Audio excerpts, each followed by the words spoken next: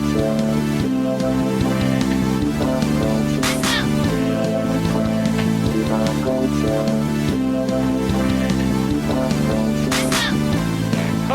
everybody, and welcome to Bill and Frank Eat Pop Culture. I am Frank, and with me, as always, is my friend Bill. How you doing, Bill? I'm doing well, Frank. You know, Bill, I've been listening to a lot of Dave Matthews Band lately. I don't know why you would do that. I don't either, but for some reason, old stuff. Like old stuff.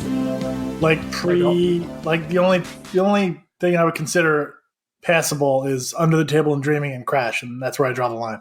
Yeah, so Under the Table and Dreaming, Crash, and the Red Rocks live album. That's a good. That is a good live album. That's fair. But yeah, I don't know why. Like the other day, I was sitting in my office and I was like, I want to listen to Dave Matthews, and I put on Under the Table and Dreaming, which I probably haven't listened to Under the Table and Dreaming in 20 years, and I just forgot how good of a fucking album that was. So it's like all I've been listening to all week. Very strange. That is very strange. I feel like our friendship is sort of on shaky ground. Well, it gets better because tomorrow night, Oh no. Mare and I are taking the twins to Bare Naked Ladies and Hootie and the Blowfish. That's better. We've gotten to a point now where I find that to be a more credible thing than Dave Matthews. Really? Why? I don't know. Dave Matthews jumped the shark so hard for me where it's like, I'm annoyed at Dave Matthews himself. I'm annoyed at every Dave Matthews fan I've ever met. Hootie and what was the other one? Bare Naked Ladies. And Bare Naked Ladies have always been great. You know, they had their brief run at the top with, you know, when 1 week was omnipresent, but really they never sort of got over the top to where they were a stadium show like Dave Matthews did. They've always felt kind of niche. That's true. I agree with that. And then I guess Hootie kind of broke up before they got to that point. They're still, what's his name tours as a solo country act. Like, yeah, and he's insane. Yeah, he's pretty popular. Yeah, Darius Rucker. Yeah, isn't Wagon Wheel him? I think it is. Yeah, I think it is. I live in the South. The southern United States. Right. Southeast. Correct. South, the Bible Belt. The Bible Belt. The Bible, God's country. Yeah. All right, Bill, enough of this chit chat. Let's start the show.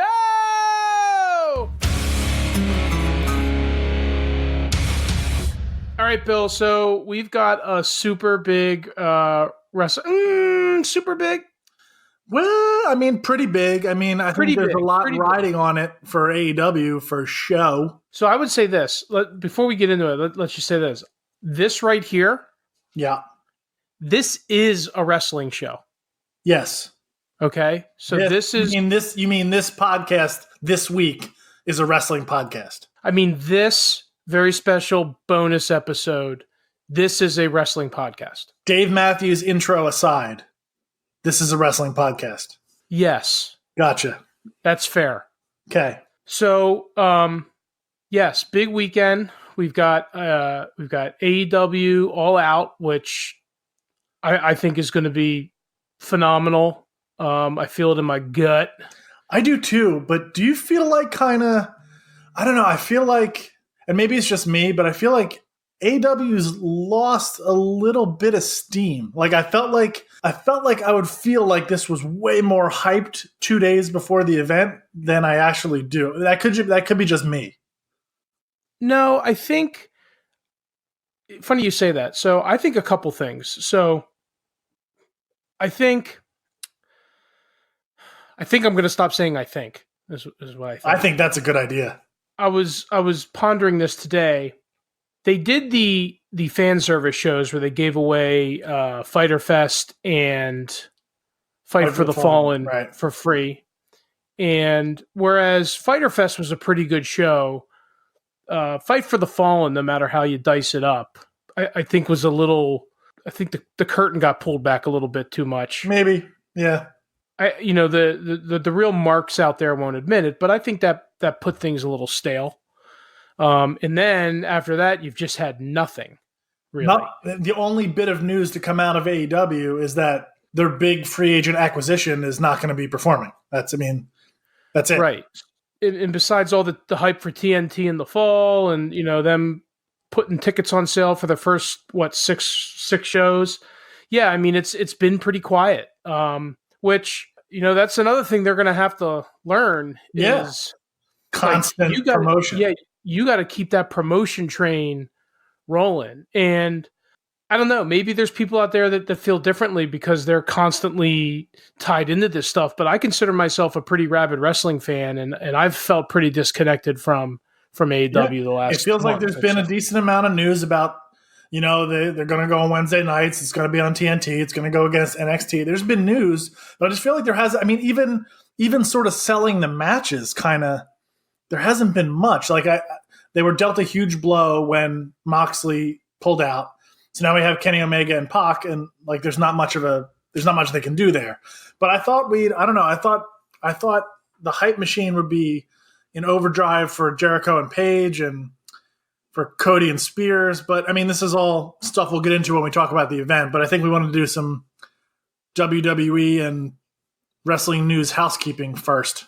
Yeah, so let's pivot to that, and we'll come back to the AEW stuff. So that being said, what a great time for AEW to throw out a strong pay-per-view if they could, because in my opinion, WWE television has been pretty wanting the last few weeks. I think people got super excited about the King of the Ring, and I feel like that's been kind of handled in a flat way, to put it best. And I also feel like this Roman Reigns angle has taken a really strange, farty turn. I don't know. What do you think? I somewhat agree with that. I mean, I felt like SummerSlam was actually fairly strong. And I don't want to piss on the work rate over the past couple weeks of TV. I actually think 2 of the last 3 SmackDown shows have been pretty good. But yeah, in terms of storyline development, there hasn't been a whole lot to get excited about. And the King of the Ring has just fallen flat. And then I think, the next big event for them is Clash of the Champions. I don't love going with a babyface title match with Rollins and Strowman. They're running back Orton and Kingston, which was kind of a fart at SummerSlam. So, I mean, you would think, with AEW and sort of a news lull, WWE would try to do something sort of spectacular, but not so much. Other than, the fact that we have NXT going live relatively soon, which will be interesting. It's been pretty quiet. The only thing I can say is I feel like in the next month or so, we should really start to see some storyline ramp up for WWE with the big move to Fox happening in October. Yeah, I keep waiting for that to happen because it's going to be here before we know it, and I don't even really see them setting the table. I think that Brock will be back and will be, if he doesn't win the title at that first SmackDown on Fox, I think he will. I think he'll take the title off of Kingston on that first show, and maybe they'll use September to sort of build that. I think at Clash of Champions, you'll see Charlotte take the women's title off of Bayley. I think they'll have their figureheads holding titles as that Fox show launches. But who knows? I don't know what they got. Maybe they have something in store where they're like waiting for, 4 weeks out or something to kick a storyline into overdrive or something. That's what you got to hope for. So, did you happen to catch NXT this week? I did not. So, spoilers, Rhea Ripley showed up. I love Rhea Ripley. And confronted Baszler and her little stable. That's awesome. I love that. And it was done. You should go watch it. It was done really, really well. That's a great, because Baszler has, she's a really good, she's not the most fun worker in the world. She's very grapply, but she's a really good heel. And she's out of people to fuck up. Well, she has not had an opponent that is over enough as a babyface in a while. So speaking of Rhea Ripley, are you planning on watching NXT TakeOver Cardiff? I probably will. Yeah, I was watching NXT UK last night, and I'm thinking, the Bate Walter match. Yeah, I'm in. Yeah. Tony Storm, I'm always in. Oh God, I love her. And who is she wrestling? She's wrestling Kaylee Ray. Okay, right. But it looks like it's going to be a pretty good show. And I'll tell you, it's just that British European work style is so different, and I dig it. I really dig it. Well, the how many Takeover UKs have there been? Is it just one? There's only been one, right? Where at Blackpool, it was really good. Yeah, that's where Walter showed up at the end. Right. Well, yeah, right. Because him and Dunn fought at NXT. Yeah. I love Pete New York, Dunne. right? Yeah, but he's apparently done with UK. I'm not surprised. I think he's got a big future. So that's the WWE side of the coin / NXT this past weekend. Well, we should probably mention that our King of the Ring predictions were absolute dog shit. Well, I still got one dog in the hunt in Ali. I don't have any. Not that I'm rooting for him, but I did say I think that's where they'll go. Drew McIntyre and Buddy Murphy is not going to happen. Yeah, I was pretty vocal on Twitter the other night on my surprise of how they bounced McIntyre in the first round. I don't know if this wasn't the vehicle they were going to use to give that guy some credibility. Yeah. I mean, what they're doing to him completely destroys his entire gimmick. And you're not wrong. I just don't know what there is for him at this point. Yeah, I thought this would be what they use him for. But, I mean, if they give it to... Now, my favorite now is Andrade. I think he could use it just as much as Drew because he's a really good wrestler with a good manager / mouthpiece. Like, he has needed a push sort of just as bad as Drew has. Maybe not quite as much, but just as bad. If they put it on him, I think it could work. I think it's always been, like we talked about earlier, it's always better on a heel. There's 2 heels left in this tournament, him and Corbin, and God help us all if they put it on Corbin. I'm telling you, man, don't be shocked if they put it on Corbin. Oh, God. They love him. I mean, I don't want to shit on him completely because I think he's a really good mid to upper mid card level heel. He's just not the top heel guy. He's not that guy. Well, he hasn't found that thing that makes him super, super interesting and engaging yet. Right. Well, at least but you know what? There's progress. At least he's not wrestling in the fucking vest anymore. Yeah, but he's still in like slacks and I don't know. And little loafers. Yeah. So the PWI Top 500 came out. Oh boy. And big news. Yeah, big news. I want to give a shout out to local boy Bro Keller. Bro. He he's billed from the frat house. Yeah, he's the Jockzilla. He's number 478. So congratulations to Hempfield High School grad Bro Keller. But the other thing I want to talk about was the top 10 this year because oh man, I don't know. It's got a lot of the names you would expect, but when you stop and think about the names, I feel like it's based on past achievements and pedigree rather than what's gone on in the past year. For a lot of them, I agree. It's interesting because you sent me the 2018 and 2019 top 10s next to each other. And I don't really love all the picks from last year either, but this year I think is even more confusing. Yeah, so let's run it down. So they've got at number 10, they've got Will Ospreay, which I agree with. I mean, he's hot right now. He won the Super Juniors. He beefed up. He's had a flash in mainstream notoriety with his Twitter feud with Seth. His work rate is always good, at the level of a Ricochet. So here's what I'll say about Ospreay. I think having him at number 10 on this list is not a bad thing. But I think there are people that are not in this top 10 that are better than him. Let's just say that. Not disagreeing. Okay. Number 9, was the first one I saw on the list and immediately disagreed with, and that's Tanahashi. I know you don't know a ton about Tanahashi. Okay, so he's basically like NJPW's John Cena. Yeah, and he's the white meat baby face of Japan. Yeah, he's the ace, and the guy, in my opinion, and I'm gonna get shit for this, and people are gonna disagree, but to me, the guy looks his age in the ring. I mean, body wise, the guy looks great. He's still super over, but when the guy starts moving and working, to me, he looks his age. And I don't know that you can put him in the top 10 wrestlers in the world in 2019. I just don't see it. I mean, I know he won the title back this year, but then he dropped it to Okada eventually.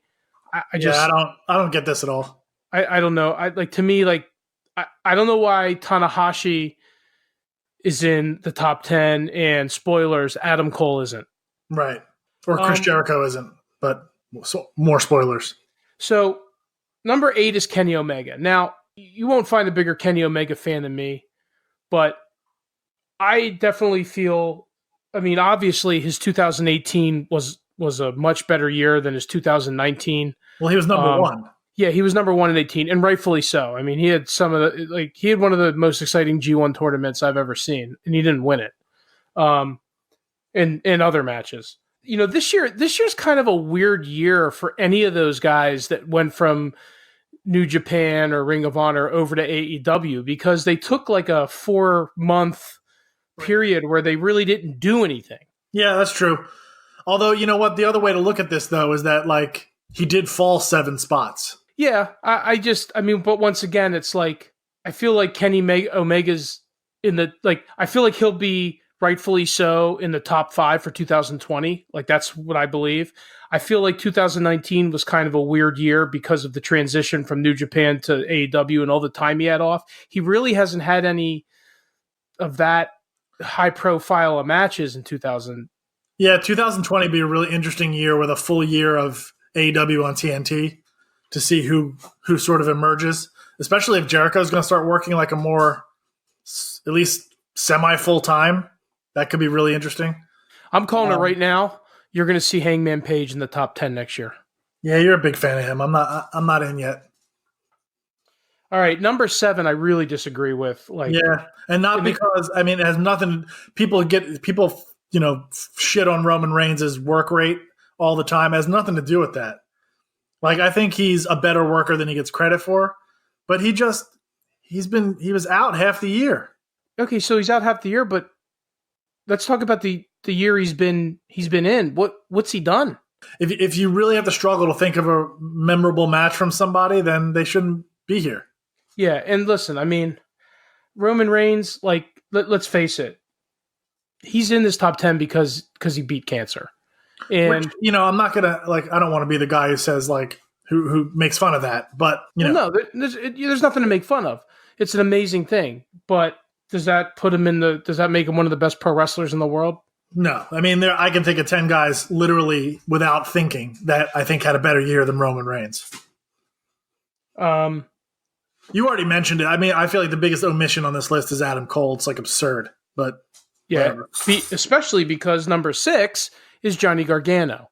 Who is, I think 6 is too low. I agree. I would probably have had both Johnny and Adam in the top 5. Just based off of the 3 fucking matches they put on this year. Yeah, I can see. I mean, I'm not going to argue with it. I would personally have had Johnny Gargano at 2. And then I can see putting Cole 4 or 5. Yeah. That wouldn't offend me. Number 5, Okada, which, yeah. I mean, I think 5's good for him. Yeah, I mean, he's New Japan's top star. I mean, so if Tanahashi is 9, he's certainly going to be above 9. Yeah, I mean, Okada is one of the best workers in the world. He always delivers. He got the belt back this year. He had a weird year last year. He came off a however many year reign with the belt, and then he went through this weird phase where his hair was red and he was coming out with balloons, and it was all fucking strange. But, he got his shit back together. He's the Rainmaker again. And he's owning it. So, number 4, Kofi Kingston. Thoughts, Bill? First of all, Kofi Kingston is one of the most awesome people I've ever had the pleasure of interacting with. So I'm a personal fan of the guy. The fact that, if you had told me at the beginning of the year Kofi Kingston was going to be in the top 25 on this list, I would have told you were insane. And I actually think I would put him at 3. He's had that good a year. Besides the fact that he's sort of waited 12 years and then beat Daniel Bryan for the title at WrestleMania, he's really made the most out of almost all of his rivalries. He's put on consistently great matches. I'd put him, spoilers, AJ Styles is number 3. I would have flipped them. I would have AJ lower. I might not even have AJ at 4. I'd have AJ a little lower on the list. I think he's another one that's like Kenny Omega, sort of on this list for his name, not for the year he's had. But yeah, my top 3, I'd have Gargano at 2 and Kofi at 3. So what was AJ's big contribution this year? It's a great question. The guy's always solid. Yes, true. He's always solid. He's always good. He can get a good match out of anybody, except him and Ricochet seem to have a weird lack of chemistry. But okay, off the top of your head, who did AJ Styles wrestle at WrestleMania? Exactly. Oh, it was Randy, wasn't it? Yes. But it shouldn't take that long. You know what I mean? It wasn't memorable. No, I feel like AJ's had a bunch of good matches. He had a fairly good rivalry with Joe, which involved his family, but nothing. It certainly hasn't been the same as the year before. He was great the year before, in 18. So again, this is a person who's on there because of pedigree. I think again, there's a bunch of people I think you could argue had a better year, but he's still probably, if not the best worker on the planet, in the top 2 or 3. So then how do you feel about Daniel Bryan being number 2? I think Daniel Bryan is actually the most talented all-around worker in wrestling. I think he's, when you combine work rate, mic skills, and then sort of the intangible character stuff, he is the best all-around person. That being said, other than the rivalry leading into Mania with Kofi and how incredibly well Daniel sold at Mania, he was incredible in that match. Kind of nothing of note afterwards. He dropped the title, was gone for a month or 2. And then he's had this weird team up with Rowan and this Roman Reigns storyline that's been going on forever. To me, 2019 hasn't been... I think Daniel Bryan had a sort of better 2018, even though he didn't come back till the very end of it. But he came back and had a bunch of high-profile things. I feel like in 2019 he hasn't done much. Yeah. Besides, the match with Kofi at Elimination Chamber was sick. Yeah. The run with Kofi from January to the first week in April is why he's on the list. I just don't know there should be 2. And I feel like if you get a 5-star match at WrestleMania, then you're going to be in the top 5. Well, I guess it depends on other thing, what else has gone on in the year. But it's, yeah. But I still, I'd have him more toward 7, 8, 9, 10 than 2. And then, of course, the Architect Rollins at number 1. Burn it down! Which I agree with. To me, Seth Rollins he's not just the face of the WWE. I kind of feel like Seth Rollins is the face of professional wrestling right now.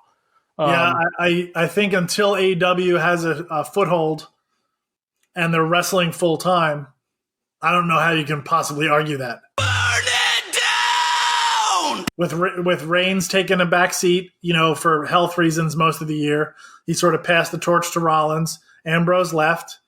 Rollins beat Lesnar. Ended that long ass reign, and he's also become sort of, kayfabe, the vocal leader of WWE.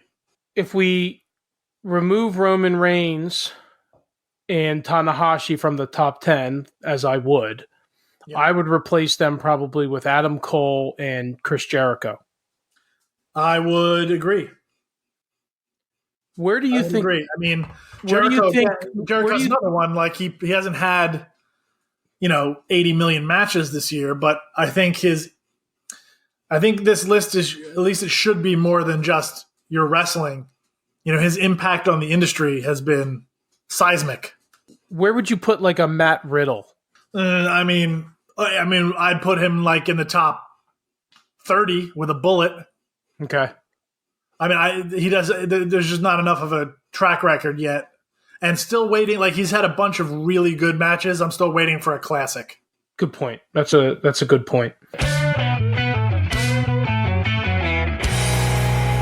So, Bill, I really owe you a pretty big thank you. I feel like that's true all the time, but what specifically this time?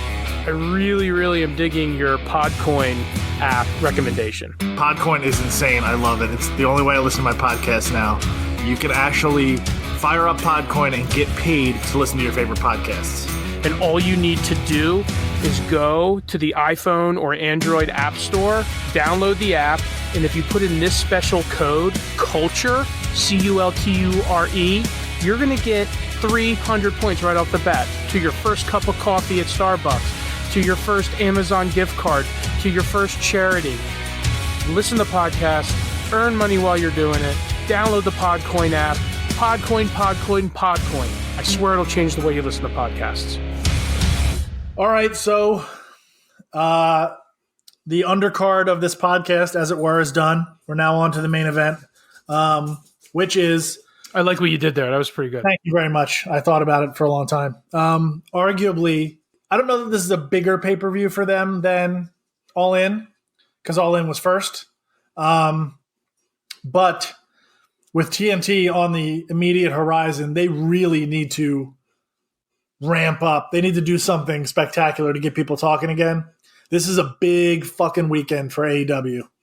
And they're coming at this thing behind the eight ball already because their big free agent acquisition, as we talked about, the former Dean Ambrose, Jon Moxley, who showed up at Double or Nothing with a awesome entrance and went after Kenny Omega, has had to bow out of this. It was a high-profile, top-of-the-card match with Omega that he had to bow out of due to a staph infection, which sucked. MRSA on the elbow, right? MRSA on the elbow, which really sucks.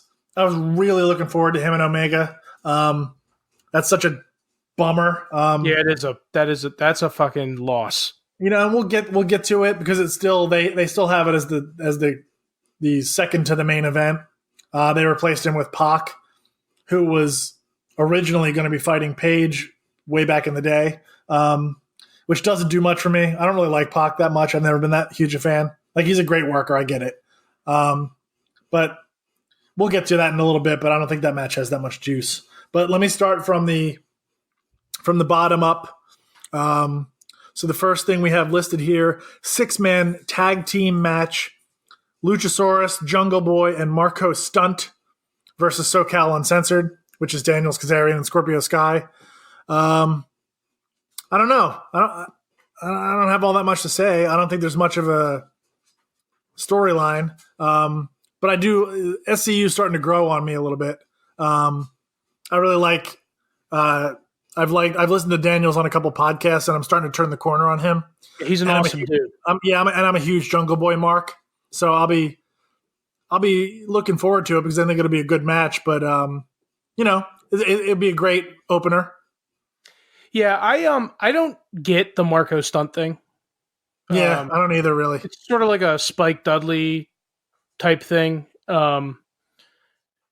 without the acid drop. But I like Luchasaurus. I like Jungle Boy. I think Jungle Boy's going to be a big star. Me too. I think everybody wants Jungle Boy to be a big star because of his father, rightfully so. I mean, we talked about this on the podcast before. I've always been an SCU fan. I find Chris Daniels and Kazarian to be absolutely hysterical, and they get me when they're between the ropes. They get me really hyped up. Like, they're just really really have good ring presence. And Scorpio Sky is just a super talented worker. So I think it'll be a super fun match. There's going to be a lot of flying. There's going to be a lot of storytelling. I'm looking forward to it. I mean, like I said, I don't get the Marco Stunt thing. It's nothing against him. I don't know anything about him. I'm not a fan of like the little twerpy gimmick thing that they do in professional wrestling. But I don't know. Maybe there's more to that than I know. It'll be a decent, opener.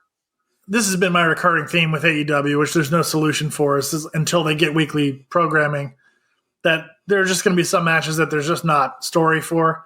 And some people really just need work rate. I'm not one of those people. I like to have stakes, whether they be tangible like a belt or emotional. And a lot of these matches, a good half of them are just not going to have that, which is fine. But but I'm looking forward to it as well. Especially if that opens, that'll get the crowd popped. It'll be good. Yep. So next we got Private Party, who I like, versus Angelico and Jack Evans in a tag team match. This has been designated for the pre-show, which is going to be on TNT. Oh, really? Yeah. Oh, interesting. Okay, so I was going to ask if we had pre-show matches on here, but yeah, we do. There's two. This one and the next one I'll call out. So so they're doing the tag team tournament. Is this part of that? This does not say it's part of it, no. Do any of them say that? Yes. Okay. So I am a Angelico fan. Yeah. Like I think he's super cool. I liked him in Lucha Underground. And I think him and Jack Evans work really well together. I like their style, so I'm in on this one. But once again, it's like, there's no stakes, there's no story. Yep. It's a good pre-show match. It's a good pre-show match. It'll pop all the marks in the crowd and get some energy going. It'll be good. Yeah. So the other pre-show match does have a little bit of story or stakes. It's the 21-woman casino battle royale, the winner of which will receive a match for the inaugural AEW Women's World Championship, scheduled for the premiere show on TNT.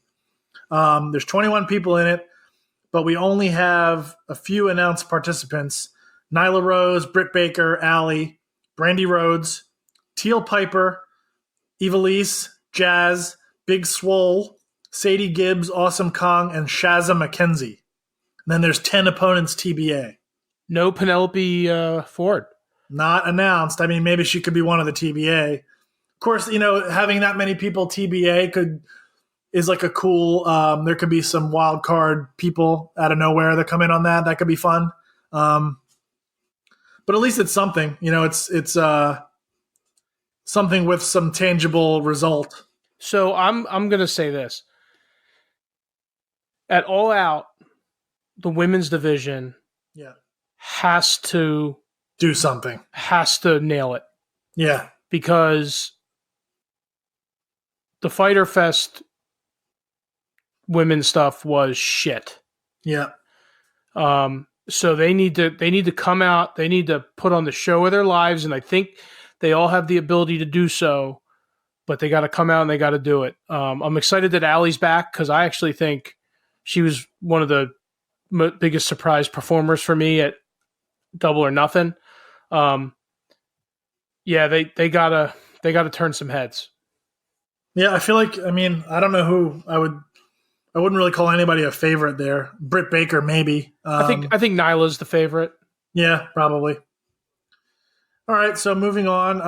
The next match we have here is also a women's match. It's a singles. Riho versus Hikaru Shida. Which I have nothing to say about. Yeah, Riho is Kenny's buddy. She's always good. Out of all of the Japanese wrestlers that they brought, female Japanese wrestlers they brought in, I think she's by far the strongest and the best.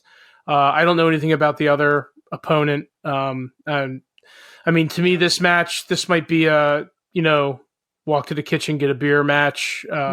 keep one eye on it just for Riho. But I mean, I'd be lying if I said I was like excited about this match.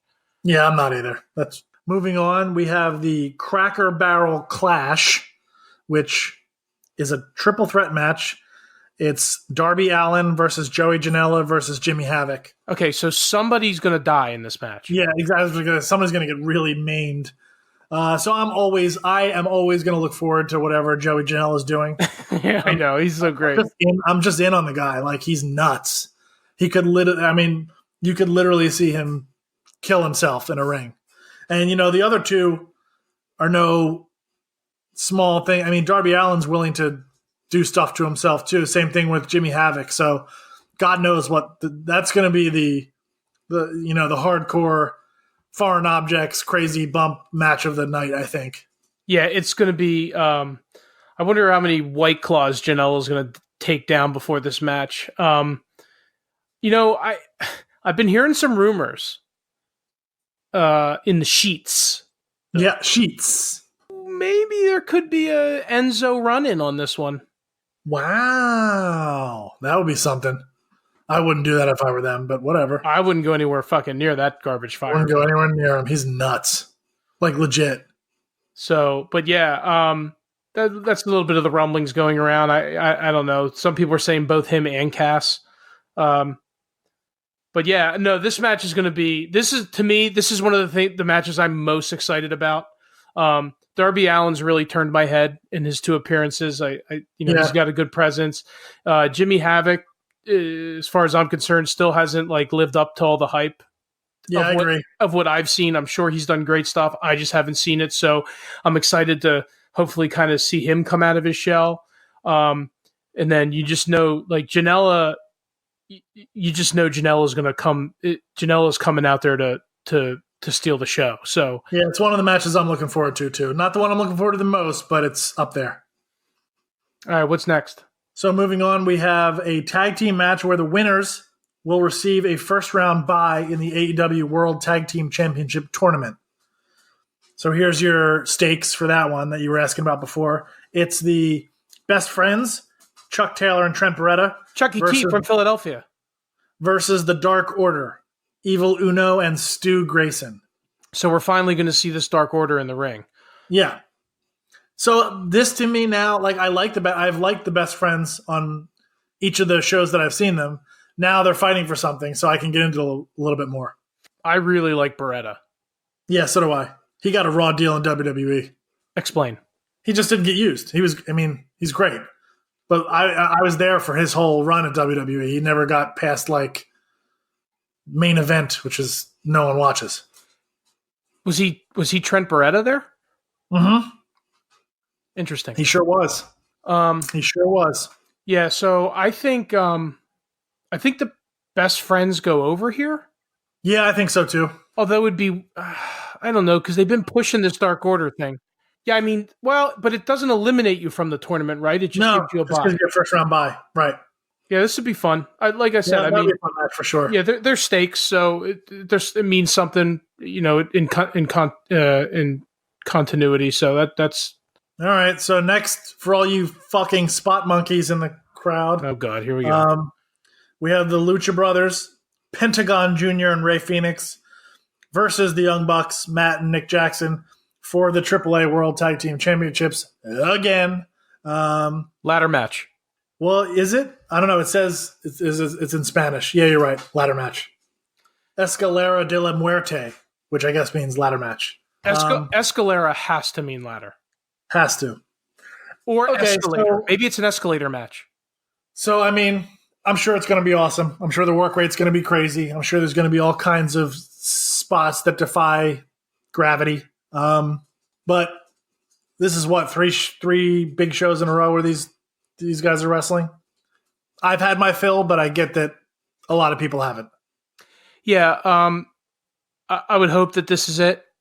I hope so. And this is what I meant.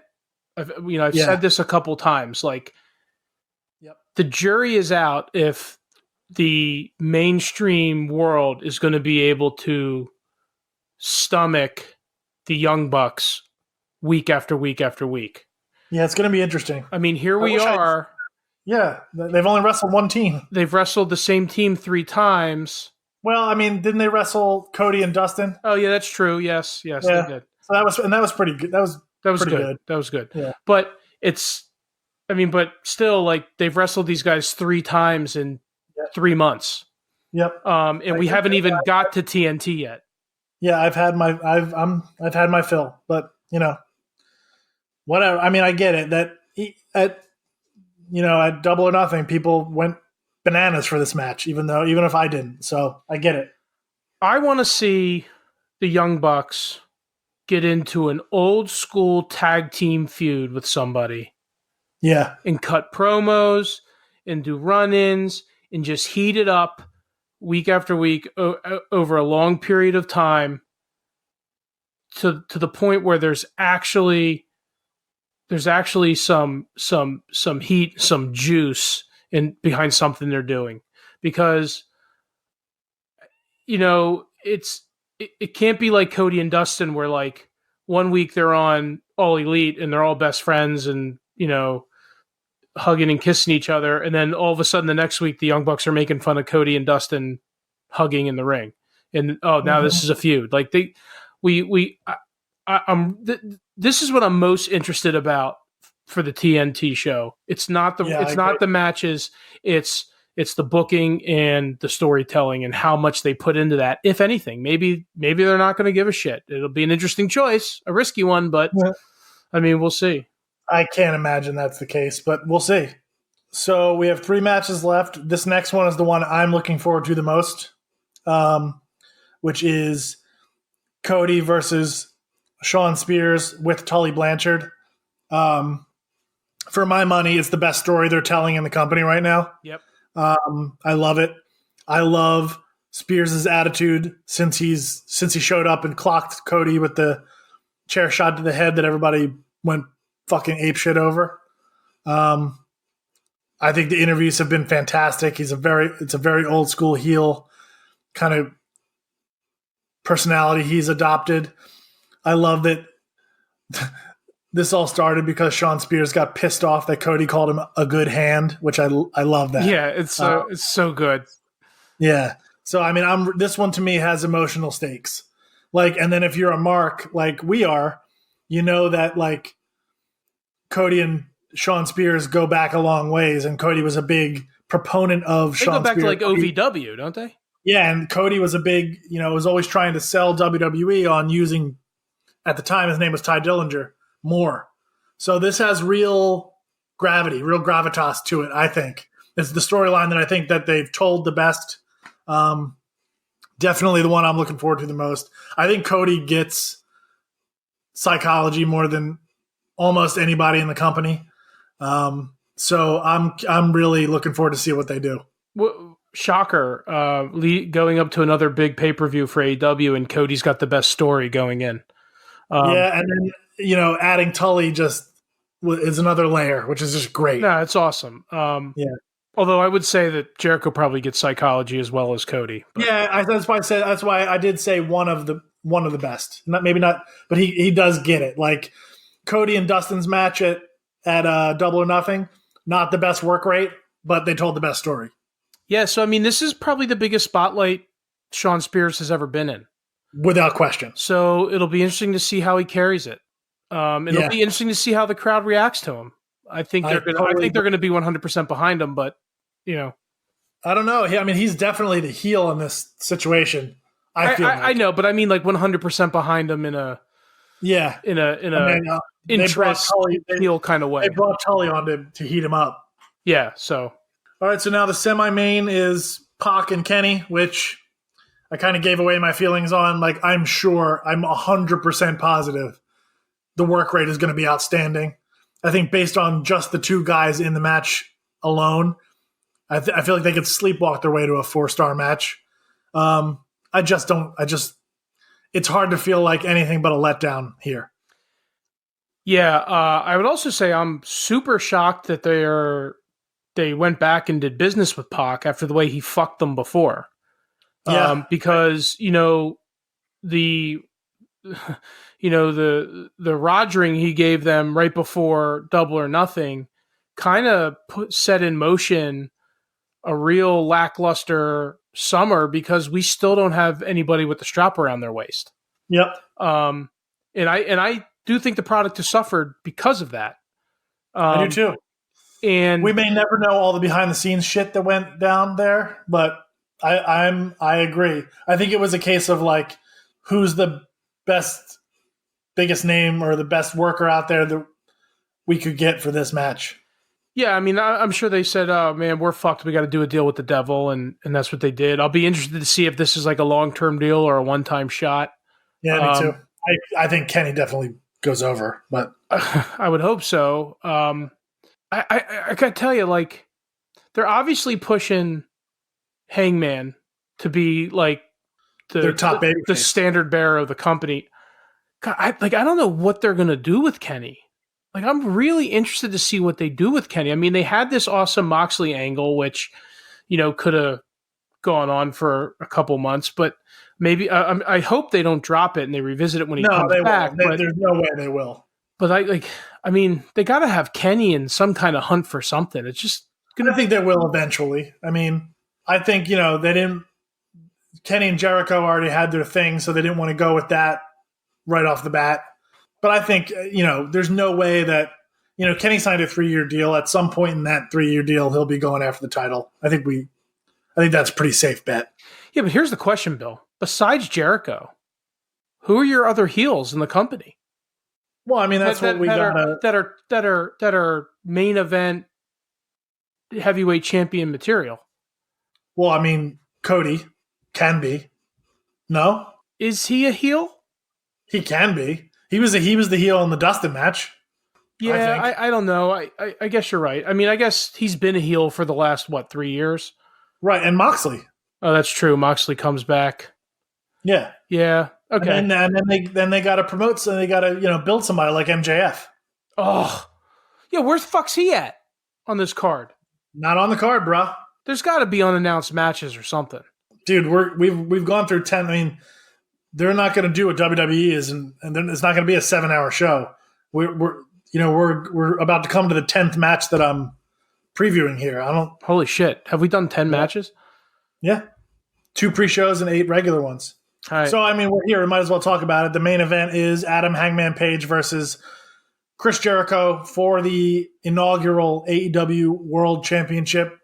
We have argued or gone back and forth about who we think is going to be wearing the title when the show debuts on TNT. And for a long time, I was pretty convinced that they were going to go with a quote-unquote, homegrown AEW person and a babyface for the inaugural show.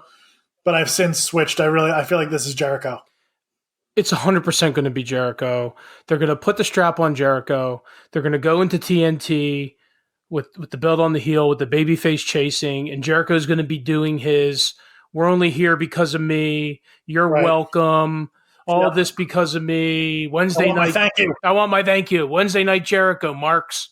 It's going to be awesome. Like, and that's what they need. Like, he's unbelievable how he can tap into a situation.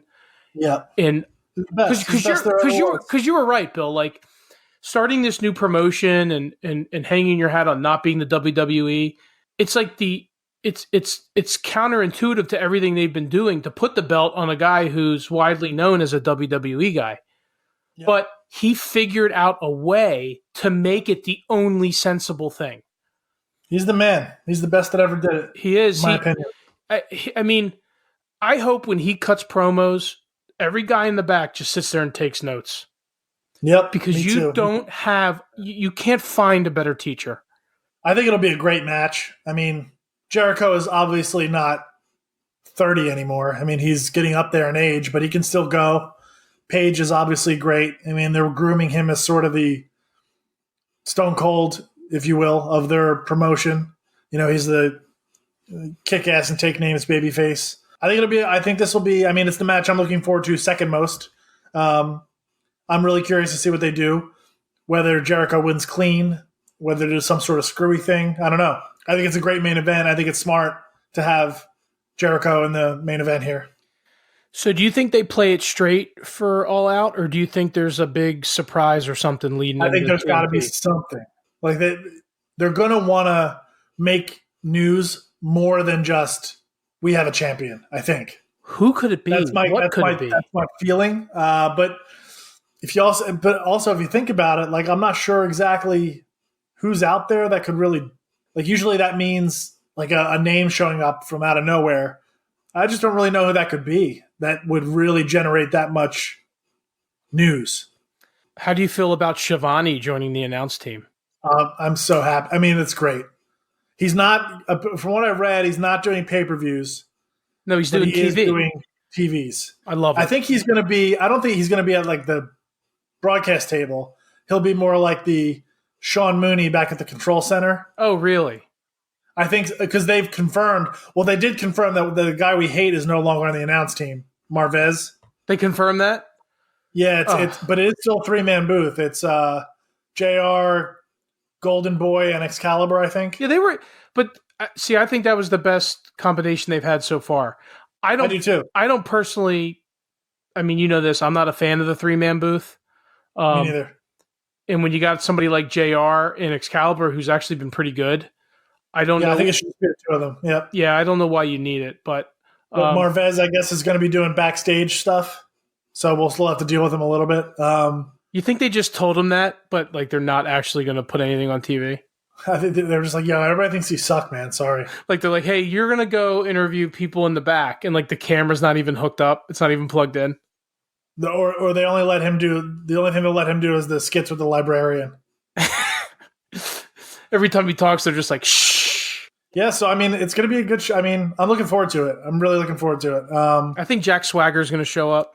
That would, I guess, make news. Yeah, I mean, he's not a super huge name. I mean, he is an MMA guy, but not really. Like, I'm trying to think of. There's really nobody, like, WWE is sort of locked up everybody. Like, other than like somebody like a Will Ospreay showing up. I'm not sure, but he's locked up. I'm not sure that's not going to happen. What's Conor McGregor been doing? Punching old men in bars. Did you see that? Did you see that video? I didn't. He punched like a 65-year-old dude in a bar. Well, that guy's a fucking asshole. What'd the guy say? Well, there's no audio, but apparently he was trying to buy like shots of whiskey for the whole bar, and somebody didn't want it, so he punched him. I mean, it seems reasonable. I was just going to say, I don't know how I would have acted any differently. Yeah, man, it sounds like a good show. I'm so psyched. I mean, I'm going to like wake up Saturday. I'm going to make myself some breakfast. I'm going to watch NXT. I'm going to fucking start drinking early, and then I'm going to just inhale fucking All Out. I am so juiced. I can't wait. All right, Bill. So I don't think there's anything else to cover on this extra special Bill and Frankie Pop Culture bonus episode : the All Out Go Home show. We'll be back next week with our regularly scheduled programming. I'm sure we'll review / as Bill taught me the new word, reacts to All Out. Yeah. Anything else, Bill? Nope. You'll find out next week whether we were all in or all out on All Out. And then I'm sure we'll have the regular helping of pop culture news. Seems like we can't go a couple days without something major breaking. So we'll have that. And anything else that happens, we'll cover it right here. Fear not. Yeah, and to all our listeners that sent us in questions like a week ago that we didn't get to on the last show or this show, I still have them. We'll hit those next week as well. So stay tuned. We're gonna get to all your questions. Keep sending them in.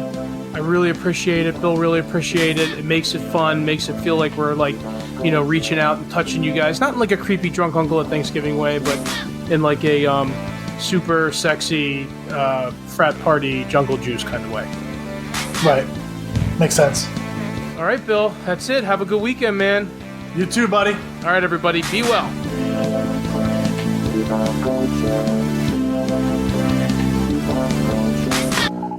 Brought to you by the Odd Pod Squad.